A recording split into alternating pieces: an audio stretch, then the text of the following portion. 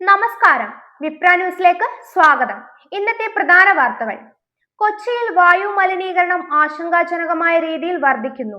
ഇന്ന് പുലർച്ചെ ലഭ്യമായ കണക്കുകൾ പ്രകാരം നഗരത്തിലെ പലയിടങ്ങളിലും വായു ഗുണനിലവാരം കുറഞ്ഞിരിക്കുന്നു.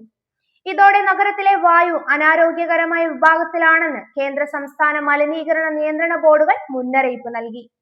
വായു മലിനീകരണം ശ്വാസകോശ സംബന്ധമായ അസുഖങ്ങൾ വർദ്ധിക്കുമെന്ന് ആരോഗ്യ വിദഗ്ധർ മുന്നറിയിപ്പ് നൽകുന്നു. പറവൂരിലെ സ്വകാര്യ ആശുപത്രിയിൽ പ്രസവത്തിന് പിന്നാലെ യുവതി മരിച്ച സംഭവത്തിൽ ചികിത്സാ പിഴവ് ആരോപിച്ച് ബന്ധുക്കൾ രംഗത്ത്.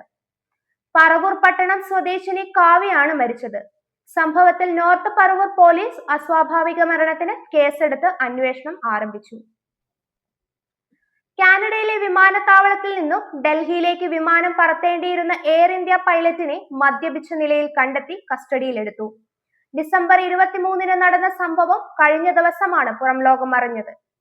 സംഭവത്തെ തുടർന്ന് പൈലറ്റിനെ ജോലിയിൽ നിന്ന് സസ്പെൻഡ് ചെയ്തു.